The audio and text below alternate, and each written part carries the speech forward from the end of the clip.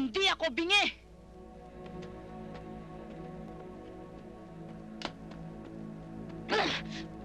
Huwag mo kong sisigawan, ha? Huwag mo kong utos-utusan. Hindi mo ko katulong. Wala akong pakialam sa mga kaibigan mo. At bababa ako kung kailan ko gusto. Ganon, ha? Hinahamon mo ba ako?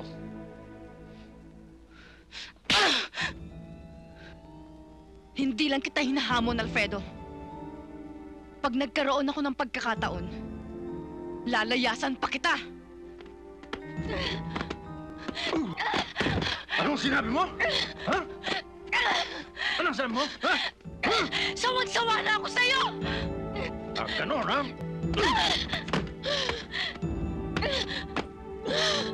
Pag ako iniwan mo, papatayin kita! Bago mo ako mapatay, isisigaw ko kung ano ka. Sasabihin kong lahat ang alam ko tungkol sa'yo. Ilalabas ko na hindi ka isang negosyante, kundi...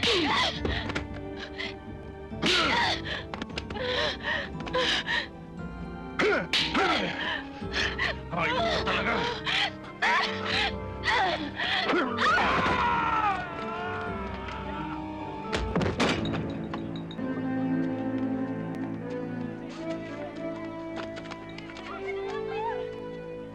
Ano pang ginagawa niyo dyan? Umalis na kayo dyan. Palisan na yan.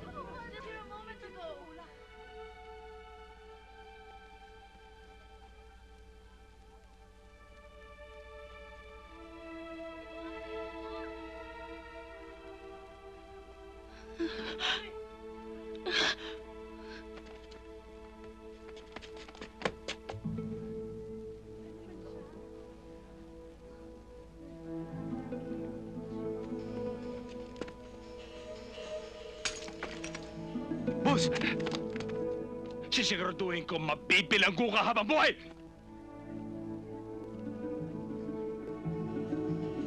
Alisin niyo sa harap ko ang babae niyan. Pinagtataka ko ay kung paano ka nakapasa ng bar. Palagay ko dinaan mo sa dasal eh. Pre, hindi lang sa dasal. Sa tingin ko, naglakad pa ng palud sa baklaran yan eh. Sabihin niyo na ang gusto niyo sabihin. Abogado na ako. Pagkatapos ng oath-taking ko, member na ako ng Integrated Bar of the Philippines. Kaya iniinggit mo kami, ganun ba? Hindi. Members naman kayo ng bar, hindi ba? Kaya lang, IBE. Ay, anong IBE? Integrated Bars of Ermita. Kaya lang, pinasara ni Mayor Lim. Kaya lumipat kayo sa Integrated Bars of Timog. Nakakahiya kayo. O paano? Lalayasan mo na kaming ngayong abogado ka na? Siyempre. Ba't ko kayo pagtsatsagaan? Wala naman kayo kakwenta-kwenta kasama. Pare, isipin mo lang maigi. Hindi naman sa pinipigilan kita dahil sawa na rin ako sa pagbumuka mo. Pero sayang naman ang makukuha mo sa GSIS, pare, pagditiro na. Di bale, pare. Lilipat naman ako ng SSS. Tsaka pare, wag mo na ako isipin. Patagal pa bago ako magretiro. Di tulad mo. Ilang tulog na lang. Hindi ah. Ikaw naman. Wala ka nang ang buhok eh. Congrats, pare. Salamat, pare.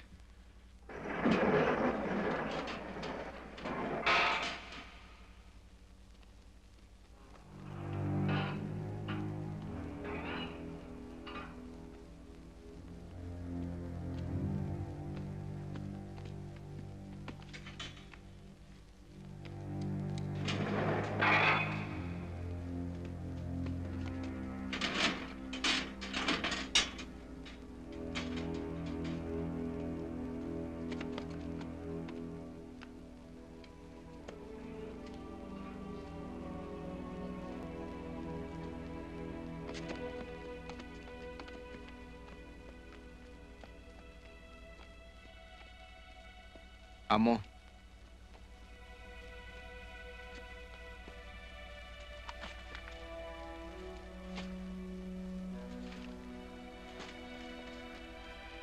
Wala na akong kawala ang Kate na yan, Amo. Kung mapapatunayang sinadya niya ang pagpatay sa utol mo, Celia Electric ang pinakamababang sentensya para sa kanya. Kayang-kaya niyo naman siya idin eh. Pakilusin natin ang mga tao natin sa loob at ganun din sa husgado. Siguradong tigok siya. Kapatid ko ang namatay. Dapat ako ang maningil. Anong gusto niyong gawin namin? Dalhin niyo sa akin si Kate ng buhay. Malabo yata yan, amo. Hawak na siya ng mga pulis. Eh ano? Gumawa ka ng paraan. Buntutan niyo. Bantayin niyo lahat ng mga galaw niya. Pag nakakita kayo ng pagkakataon, tukutin niyo na. Kapag may humarang, itumpa ninyo. Gusto kong dali mo sa akin si Kate ng buhay dahil gusto kong iparamdam sa kanya ang sakit na ginawa niyang pagpatay sa kapatid ko. Ba't hindi niyo pa inaayos ang bail ko? Hahayaan niyo na lang ba akong makulong dito? Anong magagawa ko? Malaki ang piyansa mo. Walang surety ba na magbibigay ng piyansa na ganun kalaki? At wala namang taong magpapautang sa atin ng 5 milyon. Come on! Ang dami naman ng mga kaibigan ninyo. Kate, para namang hindi mo alam. O konti ang kaibigan mo, kasabay ng pagkonti ng kayamanan mo. Paano yan? Ayokong mabulok dito. Hayaan mo, anak. Hahanapin ko ang pinakamahusay na abogado para sa kaso mo.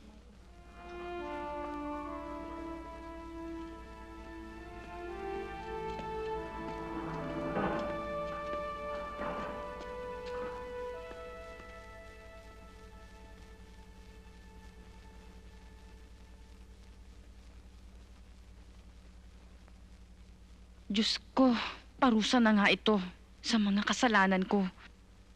Correction, Kate. Grasya akong padala ng Diyos. Grasya o disgrasya?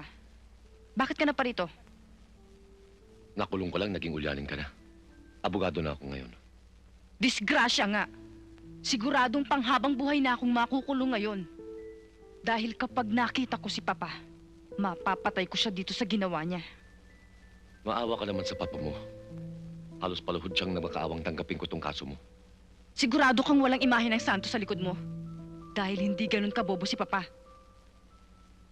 Kung ayaw mo, hindi kita pipilitin. Maraming naghahabol sa serbisyo ko. Dahil siguradong mura ang singil mo. Si Papa talaga, umandar na naman ang pagkakuripot niya. At least masasabi ko sa papa mo that I tried. Sayang, madali pa naman sana tong kaso mo. I can easily enter a plea based on inborn and natural insanity. No, thank you. Hindi baling mabulok ako dito kaysa magkautang na loob pa ako sa'yo. Para kasi ako noon na nakakulong sa habang buhay na kahihiyan. Adios. Goodbye! Ano pare? Oh, Tutulungan mo ba ako o hindi? hindi nga kita maintindihan pare kung bakit mo tinanggap tong kasong to eh. Tatapatin kita. Tagilid ang laban mo rito. Unang-una, kilala ang napatay. Kung meron mang kaibigan ng kliyente mo na titistigo, masigit pa ang koreksyon ni Alfaro. Alam mo yan. Pare, abogado ako. Pero kaming mga abogado, hindi basta-basta lang tumatanggap ng kaso. Kailangan makumbinsin mo na kami na wala talagang kasalanan ang kliyenteng pinagtatanggol namin. At naniniwala ako na walang kasalanan si Kate. Nandun na ako. Pero ibang lumalabas sa investigasyon namin eh. Noong gabi rin napatay si Alfredo. Nakita namin ang mga pasa ni Kate sa mukha at iba pang parte ng katawan. Sa pagsusuri ng doktor, mga 2-3 araw nang nakaraan ang mga pasa niya. So maaari nating ipalagay na binugbog mo na siya ni Alfredo mga 2-3 araw bago nangyari ang insidente. Kaya ang sinasabi mo, gumanti si Kate, kaya namatay si Alfredo. Ganun na nga. Sa madaling salita, pinag-isipan, binalak, premeditated. Maliwanag na murder yan. Punishable by death. Alam mo, mas matutulungan mo siya kung may bababa mo sa homicide ang kaso eh. Pare, kung tutulungan ko rin lang siya, kailangan patunayan ko wala siyang kasalanan. Mahirapan ka. Okay lang, pero tutulungan mo ako.